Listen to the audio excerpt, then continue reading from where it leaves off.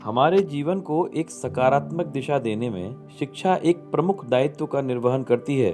1947 में जब हमारा देश स्वातंत्र को प्राप्त हुआ, तब देश को पुनर्विकसित करने के लिए एक विवेकशील शिक्षित समाज की आवश्यकता महसूस हुई। उन परिस्थितियों में समाज के कुछ प्रबुद्ध जनों ने अखिल भारतीय शिक्षा संस्थान, जिसे विद्या भारती के रूप में भी जाना जाता है, की स्थापना की। सबसे पहला विद्यालय 1952 में प्रारंभ हुआ था। तब से लेकर के आज तक की इस सारस्वत साधना में अनेक उतार चढ़ाव आए हैं, लेकिन इसके बाद भी आज दुनिया का सबसे बड़ा संगठन बनने का सौभाग्य, गौरव ये विद्या भारती को प्राप्त हुआ है। विद्या भारती अखिल भारतीय शिक्षा संस्थान शैक्षिक क्षेत्र में काम करने वाला दुनिया का सबसे बड़ा अशासकीय असरकारी संगठन है। विद्या भारती कच्छ काठियावाड़ से लेकर के लेह लद्दाख तक और कटक से लेकर के कन्याकुमारी तक संपूर्ण देश में विद्या भारती का कार्य विद्यालयों के माध्यम से चलता है। तब से सतत विद्या भारती शिक्षा के क्षेत्र में कार्य कर रही है। विद्या भारती एक बालक के सर्वांगीण विकास के लिए कार्य करती है। विद्या भारती एक अखिल भारतीय संगठन है और विद्या भारती के देश भर में 24,000 के आसपास लगभग विद्यालय चलते हैं और उन विद्यालयों के माध्यम से बच्चों के सर्वांगीण विकास का विद्या भारती काम करती है। बालक के सर्वांगीण विकास के लिए 5 आधारभूत विषयों को पाठ्यक्रम में सम्मिलित किया गया है। 5 प्रकार की हमारे यहाँ शिक्षा होती है, जिसमें शारीरिक शिक्षा, योग शिक्षा, संगीत शिक्षा, वैदिक गणित एवं नैतिक एवं आध्यात्मिक शिक्षा। शारीरिक शिक्षा के अंतर्गत घोष एक महत्वपूर्ण अंग है। घोष से अनुशासन, शौर्य एवं उत्साह का संचार होता है। शारीरिक शिक्षा जो है, कुल मिला के शारीरिक रूप से बच्चा जो है स्वस्थ रहे, निरोग रहे, इसके लिए हम काम करते हैं और उस दृष्टि से शारीरिक विभाग का ही एक हिस्सा है घोष। और घोष को लेके विद्या भारती मध्य भारत प्रांत में एक विशेष प्रकार की योजना इस बार की गई, जिसके अंतर्गत हमने सुघोष दर्शन कार्यक्रम की योजना की। विद्या भारती के विद्यालय में घोष हमारी एक विशेषता है। घोष दलों का गुणात्मक विकास हो, इस दृष्टि से मध्य भारत प्रांत में घोष वादन और प्रदर्शन की एक विस्तृत योजना तैयार की गई। घोष के विस्तृत वादन और प्रभावी प्रदर्शन की योजना बनाने हेतु जून 2022 में एक प्रांतीय टोली का गठन किया गया और विचार किया गया कि स्वाधीनता का अमृत महोत्सव एवं सुभाष चंद्र बोस की 125वीं जयंती के उपलक्ष्य में एक बड़ा घोष वादन का कार्यक्रम 23 जनवरी 2023 को सुघोष दर्शन के नाम से किया जाए। सुभाष चंद्र बोस की जयंती पर 2000 यानी कि 23 में 23 को कार्यक्रम करने की योजना बनी, जिसमें घोष का एक बड़ा प्रदर्शन किया जाए। और इसका प्रदर्शन भोपाल में विद्या भारती के कम से कम 1500 भैया बहनों द्वारा हो।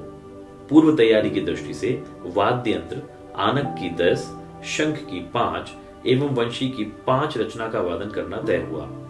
इसमें अभ्यास की दृष्टि से 15 अगस्त को संचलन, श्री कृष्ण जन्माष्टमी पर वंशी वादन, नवरात्र में माँ दुर्गा की झांकी पर घोष वादन एवं 16 दिसंबर विजय दिवस पर पूर्ण गणवेश में पूर्ण वाद्य यंत्रों एवं पूर्ण रचना वादनों के साथ पथ संचलन निकाल राष्ट्र भाव जागृत का कार्य करना तय किया गया।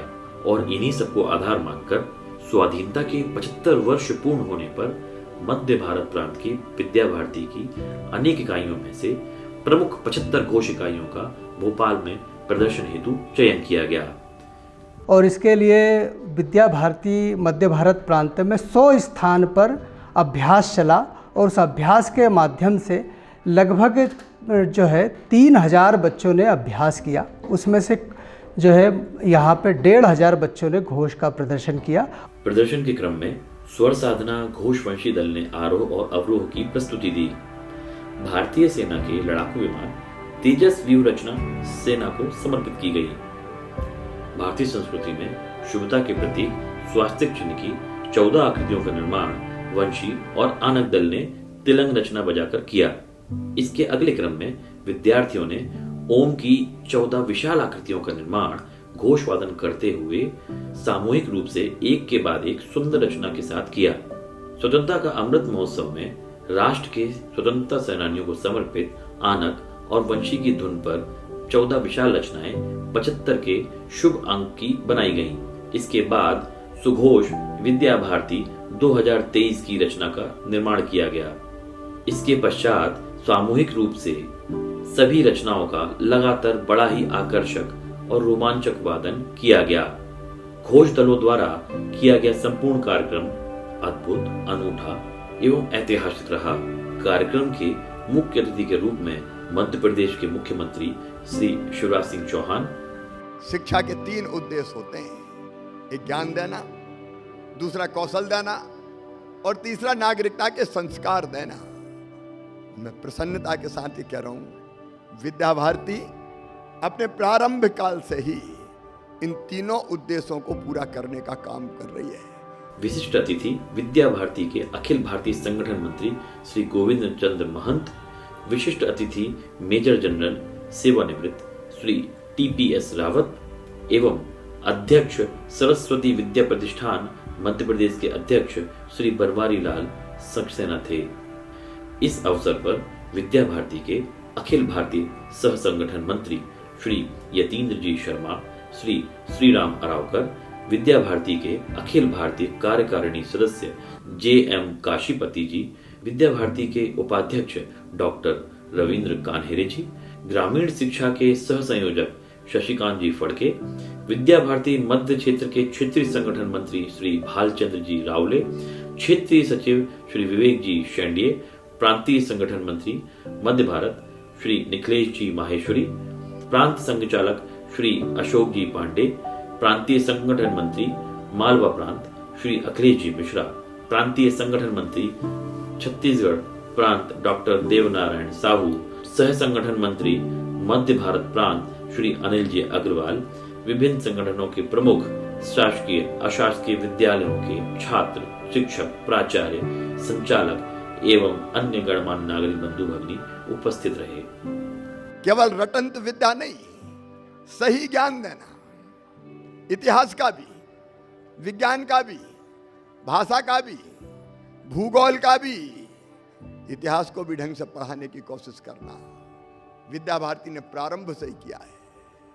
और कौशल देने का मतलब, एक कौशल तो हम आज देख ही रहे हैं, सुघोष दर्शन के रूप में विद्यार्थियों के बच्चों के अंदर जो प्रतिभा है उसका ठीक से प्रकटीकरण कौशल के रूप में भी हो।